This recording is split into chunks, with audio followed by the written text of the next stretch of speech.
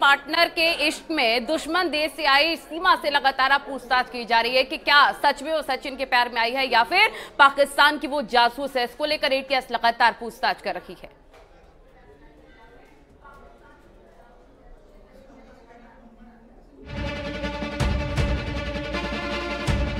PUBG partner के इश्क में पड़कर सरहद पार करने वाली सीमा हैदर के सच को खंगालने में यूपी एटीएस जुटी हुई है। कल देर रात तक सचिन और सीमा दोनों से यूपी एटीएस ने सवाल किए। सीमा हैदर जब से अपने 4 बच्चों के साथ ग्रेटर नोएडा के रबुपुरा पहुंची है, वो सुरक्षा एजेंसियों की रडार पर है। इसी के चलते सोमवार से एटीएस सीमा हैदर, उसके हिंदुस्तानी पति सचिन के पिता नेत्रपाल से पूछताछ कर रही है। आज भी संभावना है कि यूपी एटीएस सचिन और सीमा से दूसरे राउंड की पूछताछ करेगी। सीमा गुलाम हैदर और सचिन से पूछताछ दूसरे दिन भी जारी है। आपको बता दें, एटीएस आज दूसरे दिन पूछताछ कर रही है। पहले दिन करीब 6 घंटे तक पूछताछ हुई थी। सबसे पहले जो पूछताछ हुई थी वो सीमा गुलाम हैदर, सचिन और उनके पिता नेत्रपाल से पूछताछ की गई थी। अलग अलग पूछताछ की गई, फिर सामने बैठा के भी पूछताछ की गई। इसके अलावा जो रास्ते से वो आई थी उसमें कौन कौन लोग मददगार थे, किसने मदद की थी, जब पहली बार सीमा मिली थी सचिन से काठमांडू में, उस वक्त क्या कोई गाइड कर रहा था, किसी के इशारे पर सीमा कहां जा रही थी, इन तमाम चीजों की जांच की जा रही है। सचिन और सीमा हैदर से एटीएस सीमा के इंडिया आने के पीछे की असली कहानी की पड़ताल कर रही है।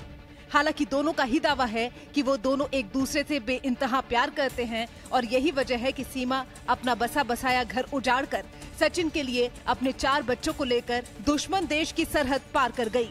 हालांकि सुरक्षा एजेंसियों को मिले सबूत और दस्तावेज कुछ ऐसे इशारे करते हैं कि सचिन और सीमा के दावों पर यकीन नहीं किया जा सकता है। सीमा से एटीएस के सवाल। सचिन से मिलने से पहले की सीमा की जिंदगी क्या थी? दस्तावेज में 21 साल और सीमा क्यों अपनी उम्र 27 साल बताती है? भारत में आने से पहले पाकिस्तानी सिम क्यों तोड़कर फेंका? पति गुलाम हैदर और 4 बच्चों की हकीकत क्या है? पाकिस्तान से शाहजहां, फिर नेपाल और भारत में एंट्री के लिए किसने मदद की?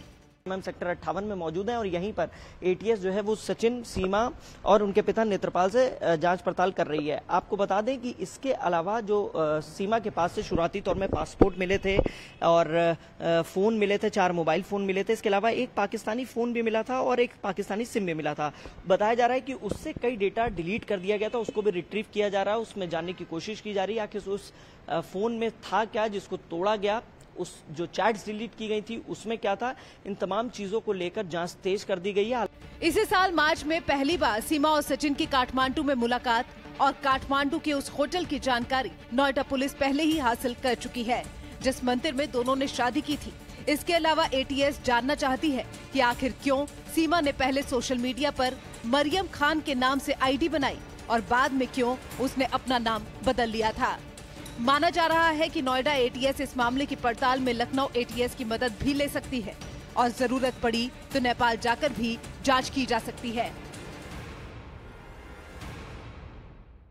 एटीएस इनसे पूछताछ कर रही है और जो तमाम तथ्य है उसमें कुछ डॉक्यूमेंट्स थे जिसको पाकिस्तान हाई कमीशन भी भेजा गया है वेरिफिकेशन के लिए। सीमा के पास से मोबाइल फोन मिले थे, सीमा के पास से जो पाकिस्तान का टूटा हुआ फोन मिला था, सिम मिला था, और जब वो दुबई से नेपाल होते हुए भारत आई तो उस वक्त कौन कौन उसका मददगार था। इन तमाम सवाल की कड़ियों को जोड़ते हुए एटीएस अपनी पूछताछ कर रही है। कैमरामैन अंकित के साथ हिमांशु शुक्ला, न्यूज़ 18 नोएडा।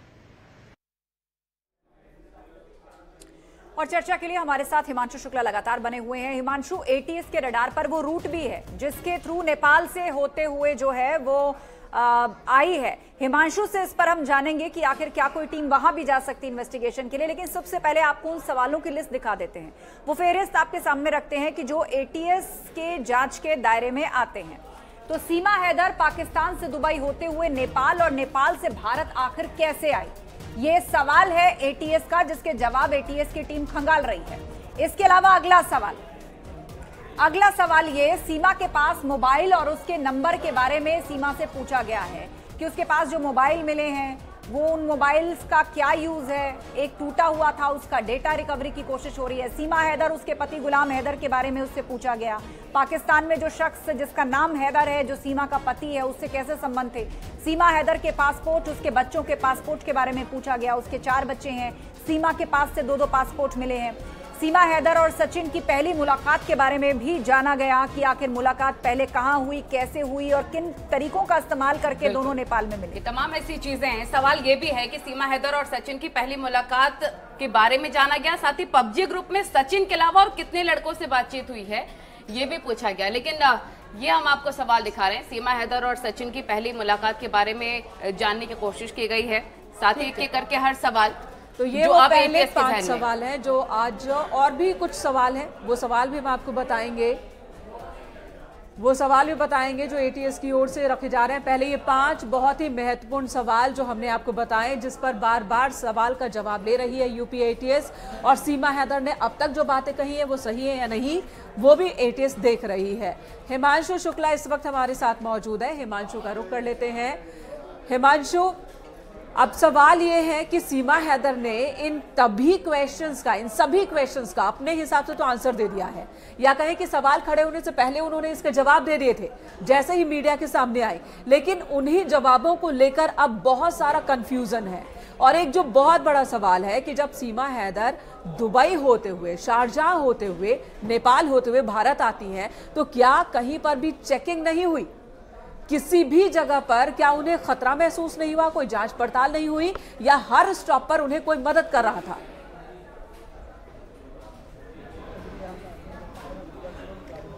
बिल्कुल, देखिए आपको बता दें, जिस तरीके से सबसे पहले न्यूज़ 18 से बात करते हुए सीमा हैदर ने बताया कि वो पोखर गई, पोखर से किसी ने उनको बताया कि पोखर से बस मिलती है, लिहाजा वो उस बस में सवार हुई, जिसकी टिकट भी नोएडा पुलिस के पास है। एज ए एविडेंस उन्होंने रखी हुई अपने पास। सर्कमस्टेंशियल एविडेंस के तौर पे 4 मोबाइल फोन थे, एक पाकिस्तानी फोन था जो डिस्ट्रॉयड था, एक सिम था, और आइडेंटिटी कार्ड थे, बच्चों के बर्थ सर्टिफिकेट थे। ये तमाम चीजें मिली हैं जिसको अब क्रॉस वेरीफाई करने के लिए पाकिस्तान हाई कमीशन दिल्ली भेजा गया है। लेकिन इन सब के इतर सबसे बड़ा सवाल यही है कि लगातार जिस तरीके से सबसे पहले साल 2023 में सीमा गुलाम हैदर और जो सचिन है वो सबसे पहले वहां पर मिले काठमांडू में, करीब 7 दिन तक एक साथ रहे। 7 दिन में कहां गए, क्या कोई पीछे से गाइड कर रहा था सीमा को, कहां रुके थे? पशुपतिनाथ मंदिर में शादी होने की बात कही गई है, लेकिन अभी तक इस तरीके के कोई एविडेंस नहीं किए। जिस तरीके से हम लोगों ने देखा कि सीमा लगातार 800 से ज्यादा रील बना चुकी हैं सोशल मीडिया पे, लेकिन अपनी शादी को लेकर कोई भी एक रील, कोई भी एक फोटो, कोई भी एक एविडेंस जिस तरीके से वो लगातार बताती रही है, भारतीय मीडिया को बताती रही है, पुलिस को भी बयान में बताया कि पशुपति मंदिर में शादी की है, लेकिन उसके कोई भी एविडेंस अभी तक नहीं दिए गए सीमा की तरफ से। इसके अलावा एक जो सूत्र बता रहे हैं अभी जवाब जो है एटीएस लगातार खंगाले में जुटी है, सवाल ये भी उठता हुआ नजर आ रहा है कि सचिन से पहले भी दिल्ली एनसीआर में कई लड़कों को कांटेक्ट करने की कोशिश सीमा ने की थी। आप बने रहिए हमारे साथ, आपके पास लौटेंगे। फिलहाल वक्त एक बहुत ही छोटे से ब्रेक का। खबरों का सिलसिला लगातार जारी है, बने रहे हमारे साथ।